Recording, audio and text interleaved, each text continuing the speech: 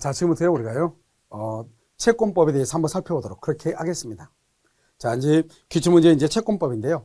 자, 먼저 보시면 채권법은 9문제 반 정도 이렇게 생각을 해야 되겠죠. 왜냐면 주택임대차 보호법과 연결되어 있으니까요.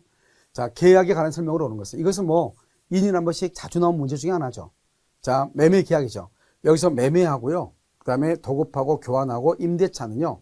이것은 이 네 가지는 다 뭐가 된다? 유상, 그 다음에 쌍무, 그 다음에 낙성, 분료식 계약이죠. 분료식 계약이고요. 그 다음에 증여죠. 증여 계약은 뭐죠? 증여는 무상, 그 다음에 편무, 낙성, 분료식 계약이죠. 알겠죠? 여기서 보면 요물 계약이다 틀렸죠? 매매 계약은 도급 편무다 틀렸죠? 그다음에 교환은 무상 계약이 틀렸죠?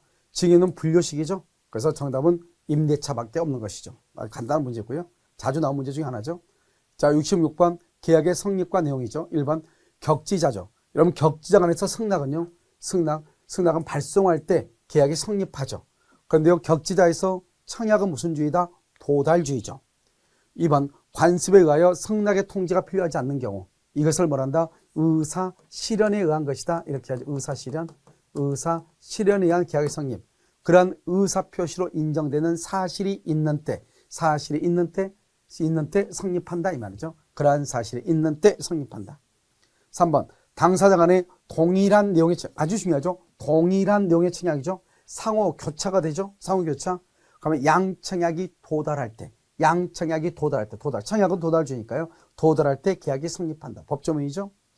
4번 승낙자가 청약에 대해서 변경을 해서 승낙자 변경 조건이나 변경을 가해서 승낙을 하면 청약에 대한 거절인가 동시에 뭐로 본다?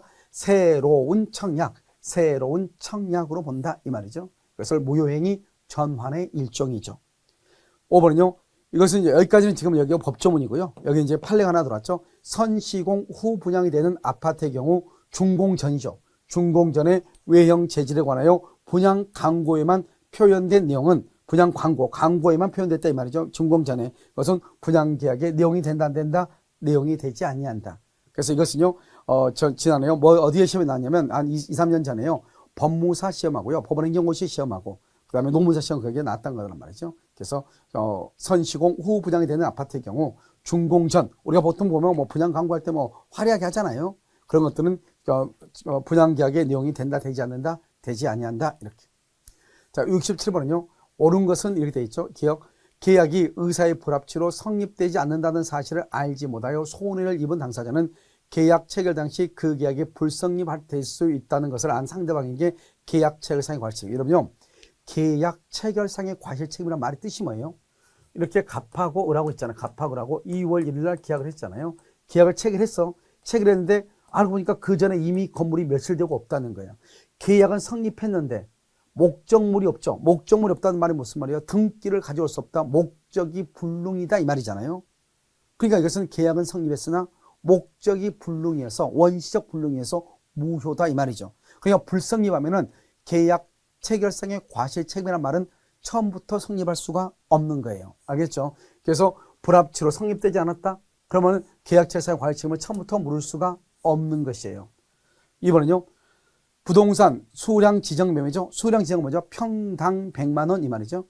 그래서 실제 면적이 계약 면적에 미달된다. 미달된다는 말은 일부 부족이다 이 말이죠. 일부 부족이다.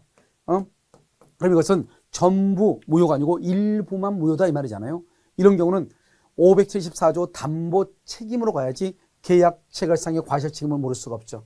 왜냐하면 계약 체결상의 과실책임은요. 원시적, 그 다음에 객관적, 그 다음에 전부가 무효일 때, 전부가 불능일 때, 전부가 불능일 때 계약 체결상의 과실책임인데 여기는 미달이니까 일부만 부족이죠. 일부만 불능이죠. 그러니까 계약 체결상의 과실책임을 물을 수가 없고요. 그러면 574조 담보 책임으로 가는 거예요. 수량 부족, 일부 멸실의 담보 책임으로 간다 이런 말이죠. 그래서요. 계약 체결 전이죠. 우리가 계약 체결 전 그러면 이것은 원시적이죠. 이미 목적물이 전부 멸실된 사실을 알지 못하여 손해를 입은 계약 당사자는 계약 체결 당시 그러면 원시적이고 이미 전부 멸실은 객관적 불능이죠. 객관적. 그 다음에 전부 불능이죠. 원시적 객관적 전부 불능은 원칙은 무효이지만 계약 체결상의 과실 책임으로 신뢰이익 배상을 청구할 수도 있다 이런 말이죠. 그럼 여기요. 손해를 입은 계약 당사자는 계약 체결 당시 그 사실을 알고 있는 상대방에게 계약 체결상의 과실 책임을 물을 수가 있다. 그럼 여기서 여러분 중요한 것은 이것도 이제 문제가 하나가 되는 것이죠. 계약 체결상의 과실 책임이라는 것은 뭐냐? 지금 여기 이 갑하고 이렇게 을하고요. 2월 1일 날 계약을 체결했죠. 체결했는데 그 전에 1월 30일 날 이틀 전에 건물이 멸실되고 없다 이 말이죠. 여기 뭐죠? 전부 멸실이죠. 전부 멸실. 전부 멸실 계약 체결 전에. 체결 전에요. 전부 멸실 사실을 이 을이라고 하는 사람은 갑하고라고 있는데 여기 그 사실 안 상대방이니까 을은 악이다 이 말이죠. 악이에게 계약 체결 여기 알지 못하여 손해를 입은 계약 당사자 을이죠. 을. 손해를 입은 계약 당사자 알지 못하는 이거 선이죠. 선이고요. 이 갑은요. 여기 알고 있다 그랬죠. 알고 있다. 그래서 이건 악이란 말이죠. 그러면 계약 체결상의 과실 책임이라는 것은 어떻게 되냐면요. 갑은 악이나 또는 과실이 있어야 돼요. 그러면 악이가 있잖아요. 을은 선이 무과실이 돼야 돼요. 선이면서 무과실. 그런데 우리가요. 선이인데 어떤 사실을 알지 못하는데 잘못이 있느냐? 잘못이 없느냐 이 말이죠. 잘못이 없느냐? 잘못이 있으면 이걸 과실이 있다고 하고 잘못이 없으면 무과실이라고 하는 거예요. 그러니까 우리가 선이라고 알지 못하면 선이잖아요. 선이라고 해가지고 과실인지 무과실인지를 알 수가 없는 거예요. 그러니까 항상 문제에 뭐라고 나왔냐면 알 수 있었음에도 불구하고 이런 말이 나와. 그 말은 과실이 있다는 말은 이미 과실이 있다는 말은 이미 선이인데 과실이 있다는 말하고 똑같아. 알겠죠? 그런데요. 여기서는 지금 알지 못하여? 그럼 이 사람은 알지 못하면 선이인데 과실이 있을 수도 있고 없을 수도 있잖아요. 알겠죠? 그래 이 문제는 잘못된 것이다 이 말이죠. 아마 여러분요 어떻게 되냐면 그 가다반에는요 아마 니은하고 디귿으로 나오지 않았을까? 니은하고 디귿으로요. 지금 문제는 니은 디귿을 아마 옳은 것으로 고르려고 했을 것이단 말이죠. 그런데 실제로 보면 이 사실을 알지 못하여 그러면 선이죠. 선이인데 상대방은 무과실까지 요구해. 그런데 선이인데 과실인지 무과실인지가 지금 나왔어 안 나왔어? 안 나왔잖아요. 안 나왔으니까 이때는요 갑이 책임을 져야 되는지 말아야 되는지 알 수가 없단 말이죠. 그래서 이것은요 이 지문도 잘못된 것이다 이 말이죠. 그래서 옳은 것은 일단 니은으로 보는 것이 맞다. 그럼 여기서 이 디귿까지 정답으로 하려고 했던 것 같아요. 의도는요. 하지만 정답은 뭐가 된다? 과실, 무과실이란 말이 반드시 있어야 된다. 없었으니까 이것은 이의제기감이다. 이런 말이죠. 무슨 아시겠죠? 동시양별권이죠. 서로 이행이 완료된 쌍무계약이죠. 대가관계 있는 유상 쌍무계약이죠. 쌍무계약이 무효가 되죠. 무효 취소 해제. 무효 취소 해제로 인한 반환 의무는 동시행이에요. 반환 의무는 무조건 동시행. 무효 취소 해제 암계. 무효 취소 해제. 반환 의무는 동시행이다. 자, 구분소유적 공유관계 우리 시험에 지금 네 번째 나오죠. 해소하기 위해서 분할하면 안 돼. 공유물 분할하면 안 돼요. 해소하기 위해서 공유물 분할 청구를 절대로 안 돼. 뭐죠? 지분 이전 등기를 해야 돼. 지분 이전 등기는 동시이행이에요. 지분 이전 등기를 해야 돼. 분할하면 안 돼. 지분 이전 등기를 해야 돼. 알겠죠? 동시행이다. 동시행 한권이 붙은 채권은요. 자동 채권으로 자상하지 못하고 수상할 수 있다. 자동 채권으로 상기하지 못하고 수동 채권으로 상기할 수 있다 이 말이죠. 자동 채권으로 상기하지 못해. 수동 채권으로는 상기할 수 있다 이 말이죠. 그 다음에요. 4번 양채무의 변제기가 도래한 쌍무계약에서 수령지체에 빠진 자. 수령지체. 우리가 수령지체에 빠지면 언제나 항변권이 상실되는 것은 아니다 이 말이죠. 수령지체에 빠졌죠. 이행의 제공이 계속. 이행의 제공이 계속되죠. 계속되면 항변권은 없지만 만약에 계속되지 않는다 그러면 항변권은 인정된다 이 말이죠. 계속되지 않는다 이 말은 이행 제공을 한 번만 했거나 과거에만 했다. 그럼 지금은 안 한다는 말이잖아요. 그러면 그 말은 이행 제공이 계속되지 않고 있다 이 말이잖아요. 이럴 때는 항변권이 소멸하지 아니한다. 다른 말로 항변권을 할 수 있다, 행사할 수 있다 이 말이죠. 여기요. 다시 채무 이행 제공 없이 다시 제공 없이란 말은 계속 제공되지 않고 있다 이 말이죠. 그러면 나는 뭐 할 수 있다? 항변권을 행사할 수 있다. 행사할 수 있다 이 말이죠. 수령지체. 자, 그 다음에 5번 채무를 담보하기 위해서 채권자 명의 소유권이 느끼죠. 채무담보죠. 담보하기 위해서 소유권이 느끼 이것을 부동산 양도 담보라고 얘기하는 거죠. 그래서 부동산 양도 담보의 경우는 채무를 주된 권리라고 하고요. 등기를 종된 권리라고 얘기하는 것이죠. 그럼 주된 권리, 종된 권리 간에는 원칙적으로 항변권이 인정된다, 안 된다? 안 되고요. 먼저 채무를 갚죠. 갚으면 자동적으로요. 양도담보는 자동적으로 소멸하게 되는 것이에요. 그래서 피담보 채무가 변제하죠. 주된 권리가. 그러면 등기는요. 등기의 말소는 동시행이 아니고요. 먼저 주된 권리인 피담보 채권이 변제하죠.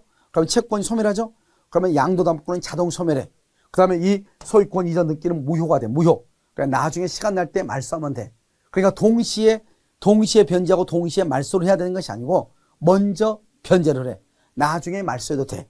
알겠죠? 그러니까 동시행이다 아니다? 아니다. 이런 말이죠. 그 다음에 69번이죠. 갑은 X 건물을 을에게 매도하고 을로부터 계약금을 지급받았는데 그 후 갑과 을의 잘못 없이 이게 중요해요. 지금 여기는 계약금만 지급받았죠. 그 다음에 갑과 을의 잘못 없이 멸실됐다 이 말이잖아요. 그러면 쌍방이 잘못이 없다. 천재지변이라든가 제3자가 방화했거나 또는 국가가 수용을 했다 이 말이죠. 수용을 했다. 다음 설명 중 옳은 것을 모두 고른 것은 이렇게 돼 있죠. 기억, 갑은 을에게 잔대금의 지급을 말할 수 있다. 청구할 수 있다. 이렇게 돼 있나요? 그럼 봐봐요. 갑하고 을하고 계약을 했는데요. 그래서 2월 1일 계약을 체결했어요. 그 후니까요. 그 후에 건물이 멸실되고 없잖아요.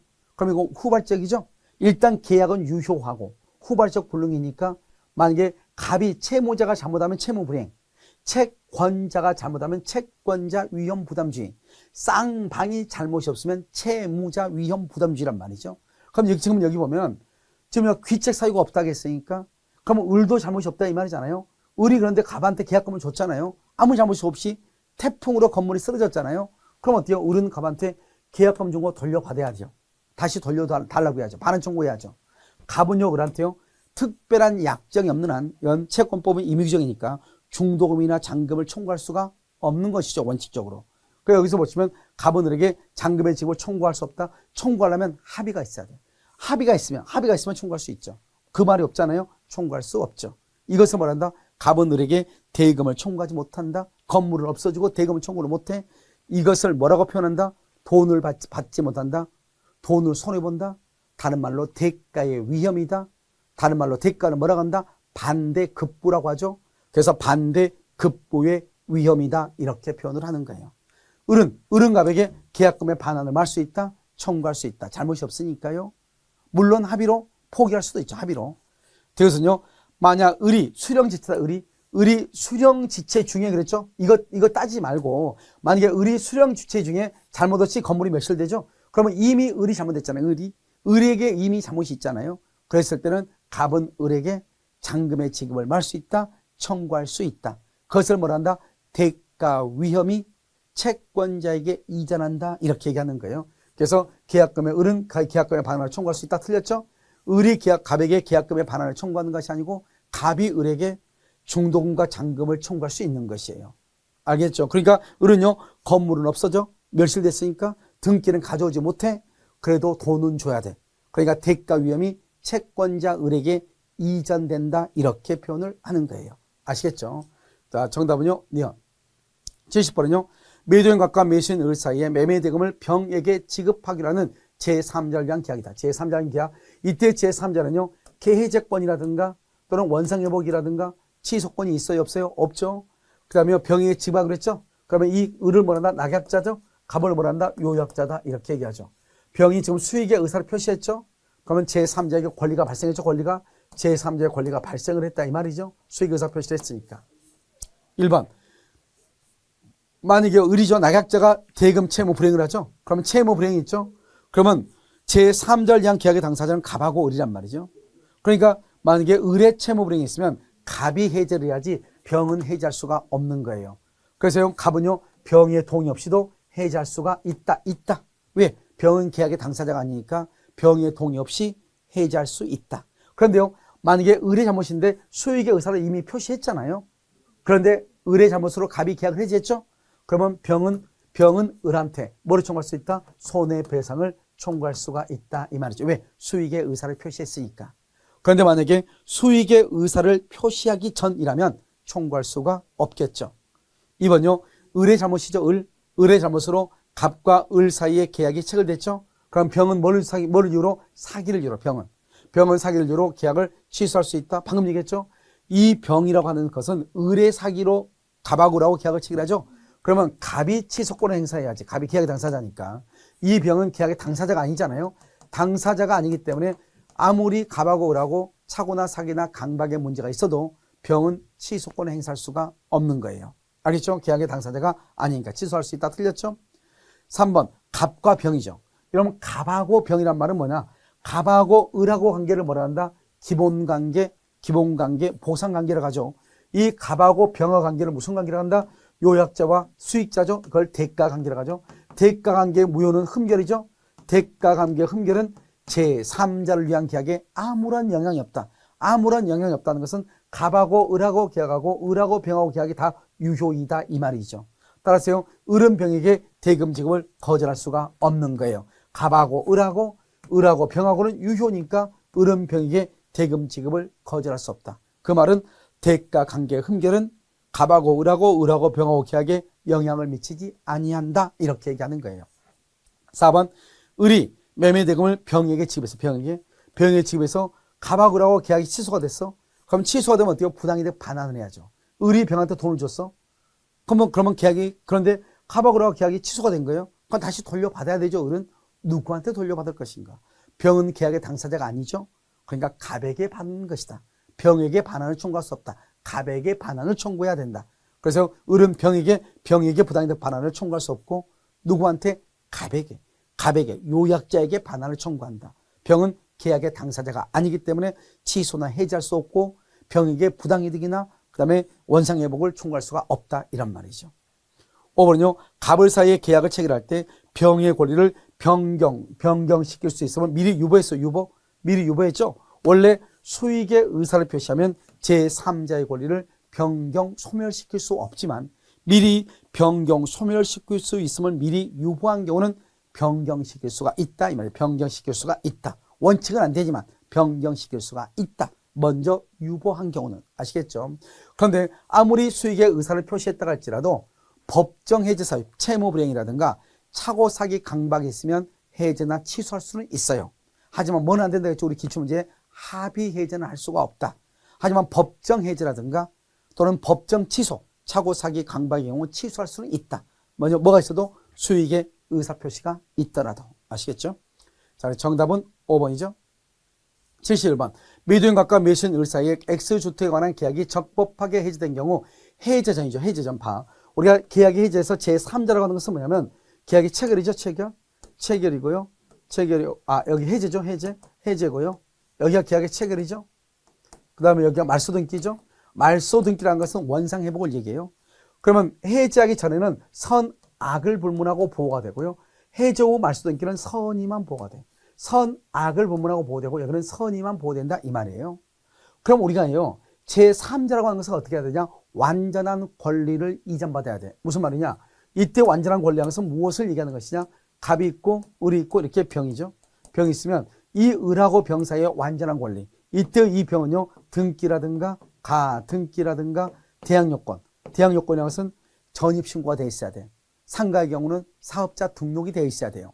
그 다음에 이 을도요. 이 을은 보통 뭐라 나온다? 매수인이라고 나오죠. 매수인은 말은 소유자다 이 말이잖아요. 그 다음에 등기가 되어 있다. 그래서 매수인 등기가 되어 있어야 돼. 또는요. 이 사람 누구다? 물권, 등기가 되어 있으니까 물권자가 돼야 돼. 물권자. 예를 들어서 이 을은요. 저당권이나 전세권이나 이렇게 물권자가 돼야 돼. 그러니까요. 완전한 권리를 서로가 가지고 있어야 돼. 그래야지 이 병을 제3자라고 하는 거예요. 그러니까 채권을 압류했다. 채권을 감류했다. 이것은 제3자가 될 수가 없어요. 채권. 알겠죠? 예를 들어서 토지에 대한 계약을 체결했는데 토지에 대한 계약이 해제가 됐어. 그런데 토지 위에 있는 건물을 매수한 사람은 제3자가 안 돼. 왜? 토지와 건물은 별개의 부동산이니까. 알겠죠? 이런 것들을 머리에 집어넣고 지금부터 봐야 되겠죠? 자, 여러분 봐봐요. 소유권 이전등기 청구 참 잘 봐야 돼. 소유권 이전등기 청구권을 원래 뭐라 한다? 이걸 채권이라고 하죠. 그래서 이거를 뭐다? 채권을 압류했다 이렇게. 그래서 제3자가 안 되는 거예요. 알겠죠? 방금 얘기했죠? 채권을 압류, 채권을 감류, 제3자가 안 된다고. 미등기 안 된다고. 전입신고 안 한 사람 안 된다고. 사업자 등록을 하지 않는 사람 안 된다고. 제3자가. 여기서 제3자가 되려면 등기, 가등기, 대항요건이 있어야 돼. 알겠죠? 매수했다, 등기했다, 물권자다, 저당권자다 이런 말이 꼭 있어야 된다고. 여기는요. 을의 책임재산이 됐단 말은 을의 책임재산이 됐단 말은 무슨 말이에요? 을이 소유자다 이 말이죠. 소유자니까 감류했다. 감류는 뭐를 한다? 등기란 거잖아요. 등기. 압류, 감류, 가처분 다 등기하는 거잖아요. 알겠죠? 을 명의로 등기됐죠. 을 명의로 등기돼 있죠. 그런데요. 여기서 저당권이 취득돼.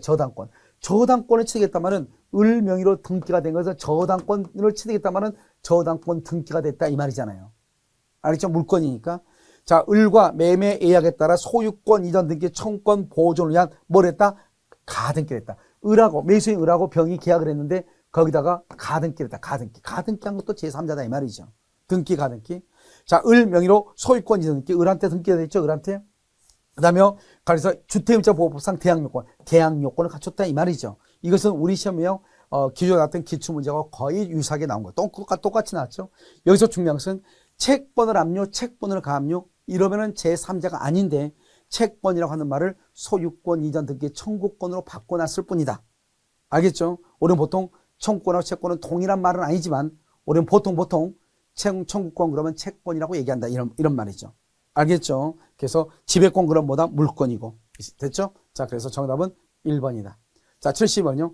을은 갑소유 토지를 매수하고 계약금을 지급한 후 X 토지를 인도받아 사용 수익하고 있다. 틀린 것은 이렇게 됐죠. 자, 계약금 지급했네요. 그럼 물건을 인도받았네요. 알겠죠? 1번. 계약이 채무 불이행으로 해제가 된다 이 말이죠. 그런 경우 을은 갑에게 X 토지와 사용 이익을 반환할 의무가 있다. 왜요? 갑하고 을하고 계약 해제가 됐으니까 원상 회복을 해야죠. 원상 회복은 뭐다? 이 계약금을 받은 날부터 뭐를 한다? 이자를 지급해야죠. 알겠죠? 그 다음에 또요, 토지를 인도받았죠. 토지 인도받은 날부터 차임 상당의 부당이득 반환을 해야 되겠죠. 이때 이것은 이행지체로 일한 것이 아니다 그랬죠? 지연이자는 이행지체가 아니고 부당이득 반환이죠. 여기에서는 원상회복이죠. 원상회복. 알겠죠? 사용이익 반환은 원상회복이다. 이렇게. 2번. 계약이 채무불이행으로 해제가 됐다. 갑은 을로부터 받은 계약금의 이자. 언제요? 받은 날부터 이자를 가산해. 계약금에. 그 을로부터 받은 날부터 이자를 가산해야 돼. 그러니까 참 애매하죠. 을로부터 받은 계약금의 이자를 지급하는데 이 이자를 언제부터 지급한다 이 말이죠. 그 다음날부터인지. 사실 이건 아주 중요한 말이거든요. 을로부터 받은 계약금의 이자를 지급해. 그건 맞아. 언제부터 지급하냐? 언제부터? 받은 날이냐? 그 다음 날이냐 이 말이죠. 그 말이 지금 없잖아요. 받은 날부터. 그래서 을로부터 받은 계약금의 이자를 가산하는데 이 이자의 가산이 그 다음 날부터인지. 원래 이행지체는 그 다음 날이거든요. 알겠죠? 근데 우리 법조는요, 받은 날부터 이자를 가산한다. 이게 가장 중요한 건데 그게 지금 빠져 있죠. 알겠죠? 자, 3번은요. 갑이 을의 중도금 지급 채무 불이행을 이유로 계약을 해지한 이후에도 을은 착오를 이유로 뭐 할 수 있다? 취소할 수 있죠. 왜요? 계약을 해지하게 되면 선이여도 전부를 반환해요. 전부를. 그런데 취소하게 되면 어떻게 돼요? 부당이득인데 선인 경우는 현존 이익만 반환하면 된단 말이죠. 해제를 상대방이 해지했어. 갑이 해지했어. 그런데 을의 입장에 봤을 때는요. 너무 억울해. 전부 다 반환해야 돼. 그러니까 빨리 착오를 이유로 취소를 해버려. 그러면 현존 이익만 반환하면 돼. 그러면 을이 훨씬 더 유리하죠. 그것을 얘기한다 이 말이죠. 4번은요. 만약 갑의 채권자가 X 토지를 압류하면 이렇게 되죠. 압류하면 을은 이를 이유로 계약을 즉시 해지할 수 있다. 이러면요. 우리가 즉시 해지한다. 그것은 불능일 때 하죠. 불능일 때.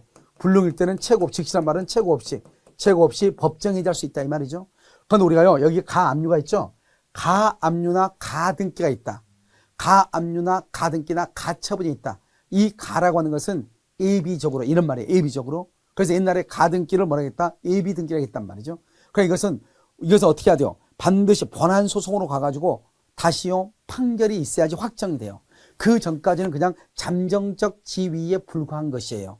그렇기 때문에 가압류가 있다, 가등기가 있다 해서 소유권 이전 등기를 해줄 의무가 이행불능이 된다고 볼 수가 없단 말이죠.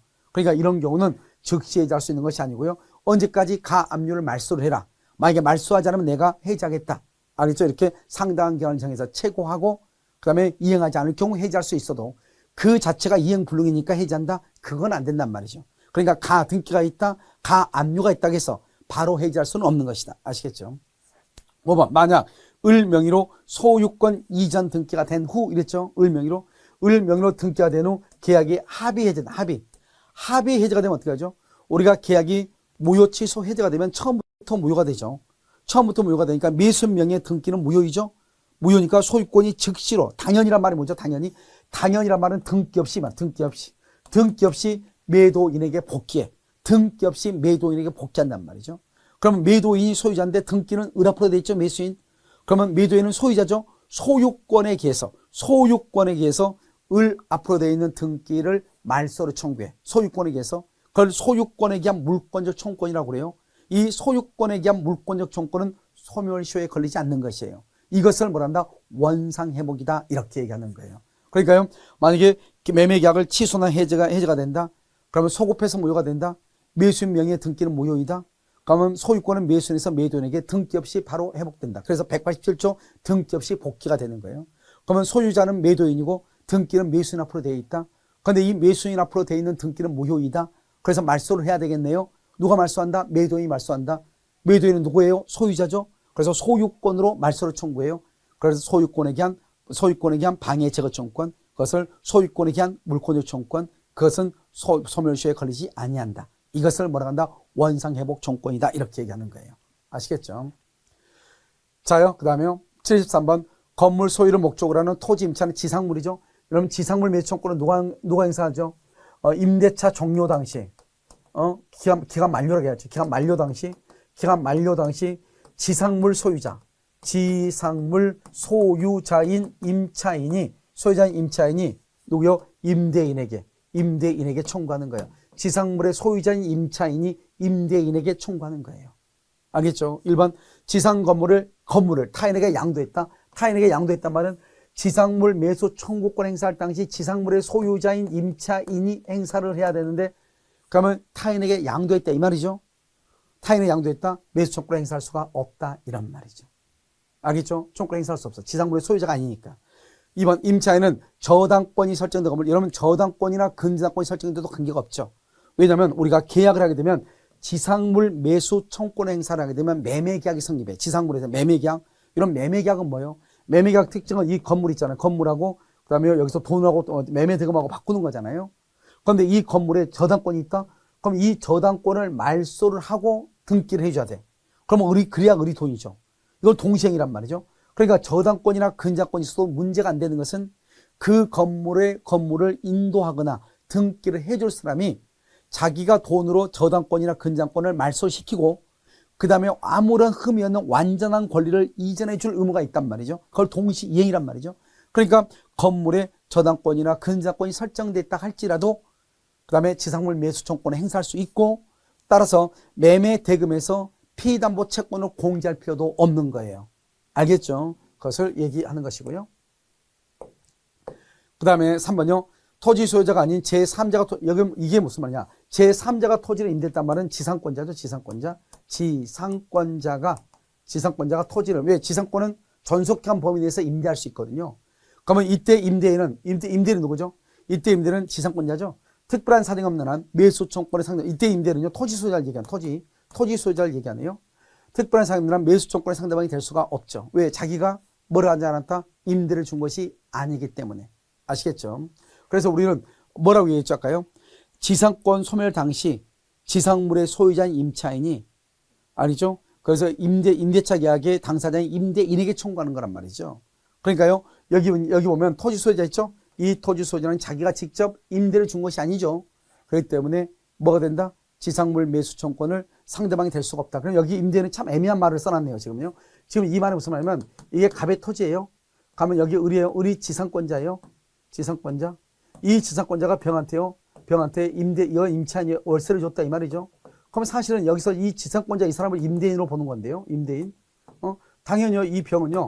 이 갑한테, 또 토지 소유자가 갑이잖아요. 갑에게 지상물 매수를 청구할 수 없는 것이죠. 그러니까요. 갑은요. 상대방이 될 수가 없다. 이게 원래 판례거든요. 갑이요. 그럼 지금 여기서는요. 지금 이 지상권자가 지상물 매수 청구권의 상대방이 될 수 없다. 이런 식으로 지금 돼 있네요. 알겠죠? 그러면 이제 여기서요. 지금 말 자체가 여기 임대인이라는 것을 토지 소유자가 이렇게 했었어야지 옳은 것이죠. 표현이요. 아시겠죠? 그래서 상대방이 될 수 없다. 이렇게. 4번. 임대인이 임차권 소멸 당시에 이미 토지 소유권을 상실해서 이미 방금 얘기했죠. 우리가요. 임대차 계약 종료 당시, 만료 당시 지상물의 소유자인 임차인이 임대인에게 청구하는데 임차권 소멸 당시 이미 토지 소유권을 상실했다잖아요. 임대인이. 그러면 그 임차인은 그에게가 누구죠? 방금 여기 갑한테 지상물 매수를 청구를 못해요. 그럼 누구한테 청구해야 돼요? 만약에 이 임차인이 만약에 등기를 해서 대항력이 있다. 대항력이 있으면 토지 양수인에게 청구할 수 있어. 토지 양수인에게 대항력이 있으면 토지 양수인에게 청구할 수 있다 이 말이죠. 알겠죠? 그런데요. 대항력이 있을 때 그래. 그렇지 않고는 대항력이 아무리 있다 할지라도 등기했다 할지라도 종전의 임대인은 청구를 못해. 왜? 이미 소유권이 없으니까. 알겠죠? 그대에게는 청구하지 못한다. 5번요. 기간에 정함이 없는 임대차에서 임대인의 해지 통고. 우리가 지상물 매수를 청구할 때는 먼저 뭐를 해야 돼요? 먼저 갱신을 청구해야 돼. 원칙적으로. 갱신을 청구하고 갱신 안 해주면 그때 지상물 매수를 청구해야 돼요. 그런데 임대인이 해지 통고를 했단 말이 무슨 말이죠? 나 갱신 안 해줄게 이 말이잖아요. 이 사람은 처음부터 갱신을 거절하죠. 그래야 이런 경우는 갱신 청구를 할 필요 없이 바로 다이렉트로 지상물 매수를 청구할 수 있는 거예요. 아시겠죠? 그래서 소멸된 경우 갱신 매수 청구권 행사할 수 없다. 틀렸죠? 바로 갱신 청구권 행사 없이 바로 지상물 매수를 청구할 수 있다 이란 말이에요. 무슨 말인지 아시겠죠? 그래서 여기서 보시면 정답은 이제 3번인데요. 지금 여기 말 자체가 여기 임대인은 그래놨죠. 임대인은. 그래서 말 자체가 조금 잘못됐다. 알죠? 물론 임대인에게는 청구할 수 없지만 원래는 누구한테요? 토지 소유자. 원래 토지 소유에게 청구할 수 없다. 이렇게 했어야 되는데요. 지금 판례 구성을요. 좀 잘못해놨죠. 뭐 그것보다는요. 여기요. 지금 여기 임대인은 여기 누구죠? 이 사람은 지상권자를 얘기해요. 지상권자. 그래서 지상물의 청구권은요. 임대차 기간 종료 당시 지상물의 소유자인 임차인이 토지 소유자인 임대인에게 청구하는 거란 말이죠. 알겠죠?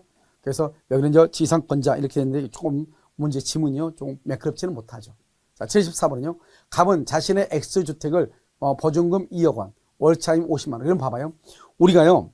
아무리 임대차를 갈지라도 주택 주거용이면 주택임대차 보호법이 먼저 적용이 돼. 그러니까 여러분 지금요. 여기 74번 있잖아요. 이 74번의 경우는 민법의 임대차에 관한 보증금에 관한 문제하고요. 그 다음에 주택임대차 보호법이 같이 섞여져 있어. 그러니까 이것을 주택임대차 보호법으로 보면은 특별법이 7문제가 나온 것이고 이걸 임대차로 보면은 먼저 채권법이 10문제가 된 것이고 제가 맨 처음에 얘기했죠. 바로 그걸 얘기한단 말이죠. 그래서 50만 원으로 을에게 임대했는데 을이 전입신고를 했다고 했죠. 전입신고 후 주택을 점유해 사용했죠. 사용했다. 그럼 뭐죠? 대항력이 있다 이 말이죠. 그 다음에 차임을 연체하다가 계약이 종료됐다. 계약 종료 전에 X주택의 소유권이 매매를 원인으로 병에 이전됐다. 그러면 계약 종료 전이니까 무슨 말이에요? 이렇게요. 갑이 있고 여기 을이 있고 근데 갑의 소유권이요 병한테 넘어갔다 이 말이죠. 언제요? 여기서는 1월 1일부터 10월 1일인데요. 여기는요 9월 25일 날 병한테 넘어갔다 이 말이죠. 그러면 양수인이죠. 양수인은 임대인의 지위를 승계하죠. 왜요? 이 을이 지금 뭐가 됐죠? 여기 점유했던 말은 인도받았다 이 말이죠. 전입신고 인도. 그러니까 뭐가 있다? 대항력이 있으니까 대항력이 있으니까요. 양수인이 임대인의 지위를 승계한 것이에요. 아시겠죠? 자, 그럼 보면 특별한 사정이 없는 한 병이 임대인의 지위를 승계하죠. 2번은요. 연체 차임에 대한 지연 손해금의 발생 종기는 특별한 사정이 없는 한 X주택이 반환되는 때이다 그랬는데 이것은요. 이런 봐봐요. 아니죠. 반환되는 때이다. 이게 무슨 말이냐? 지연 손해금이죠. 지연 손해금. 지금 이 사람이 지금 연체를 지금 하고 있잖아요. 차임을요. 연체하고 있죠. 이런 경우 특별한 사정이 없는 한 X주택이 반환된다. 반환되면 어때요? 뭐죠? 그 임차 목적물을 반환했다 이 말이죠. 그럼 더 이상 임차인이요 이것을 사용하지 않으니까 지연 손해금에 대한 것이 더 이상 나올 수는 없는 거죠. 사용을 하지 않으니까 차임채권이요. 3번은요. 병은 갑의 차임채권을 양수하지 않았다면 X주택을 반환할 때 보증금에서 공제할 수 없다. 그런 차죠. 판례가 뭐라 했냐면 우리가요 이 주택임대차 보호법에서 임대차 끝나죠. 그런데 건물의 소재가 바뀌었잖아요. 그런데 지금 임차인이 차임을 연체했죠. 판례가 뭐라고 얘기했냐? 차임을 연체했을 때 보증금에서 공제할 수 있는 범위가 나온단 말이죠. 뭐 소송 비용이라든가 그다음에 원상 회복 비용이라든가 다 공제할 수 있단 말이죠. 모두 공제하느냐? 종전 임대인에게 차임을 연체했죠. 연체한 것 아직 그건 못 받았죠. 그것을 승계 여부를 불문하고 현재 양수인이 임대인의 지위를 승계한 것을 보기 때문에 보증금에서 1번이죠. 1번. 그래서 3번인가요? 3번일 때 보증금에서 당연히 공제. 끝났을 때 목적물의 반환과 보증금을 반환할 때 알겠죠? 모든 손해를 공제하거든요. 모든 손해. 알겠죠? 그래서 그것을 다 공제하고 그래서 보증금에서 당연히 뭐 할 수 있다? 공제할 수 있다. 없다. 틀렸죠? 4번. X주택을 반환할 때까지 존재하는 갑의 차임채권은 압류되었더라도 보증금에서 당연히 공제가 된다. 알겠죠? 그건 당연히 공제. 그러니까 여러분요, 이걸 보면 돼. 이 지금 3번하고 4번은요, 이렇게 보면 돼. 판례가 뭐라고 하냐? 우리가 보증금이라고 하는 것이 뭐냐? 무엇을 담보하느냐? 보증금은 임대차가 종료할 당시에 존재하는 뭐 압류가 있고 가압류가 필요 없어.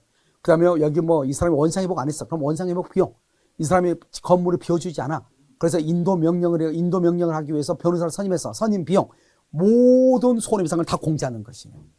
알겠죠? 그냥 이 사람 여기서 오면 채권을 양수하지 않았으니까 전속 중에 건물 양수인이 임차인한테 너 2개월 거 연체한 거 나한테 돈 갚어. 이 말은 못하죠. 양수하지 않았으니까. 하지만 임대차가 종료할 때 보증금에서는 당연히 공개할 수 있어. 왜? 당연히 승계한 거니까. 임대인의 지위를 당연히 승계했으니까.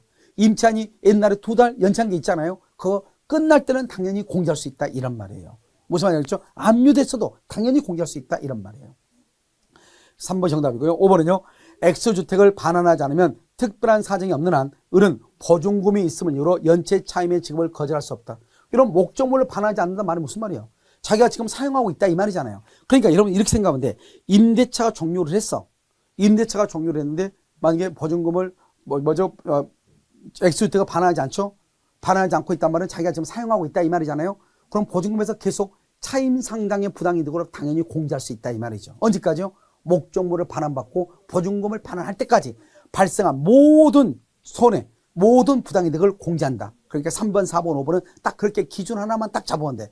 임대차에서 보증금에 관한 것은 모든 것을 다 공제할 수 있다. 알겠죠? 그래서 연체 차임의 지급을 거절할 수 없다. 이 말은 보증금에서 공제하겠다. 차임을 부당이득으로 반환해라. 이런 뜻이죠. 아시겠죠? 자, 그럼 여기까지가 이제 뭐냐면 우리가 이제 채권법에 관한 것이고요. 지금 보면은 사실 이것은 주택임대차 보호법과 같이 연결이 되어 있단 말이죠. 그렇기 때문에 이것을 어떻게 볼 것인가에 따라서 달라질 수 있다. 그랬죠? 잠깐 쉬었다 이러면 뭐를 볼 것이냐면 우리가 이제 그 민사특별법 있죠? 마지막 6문제가 남았는데요. 그것을 해설하도록 그렇게 하겠습니다.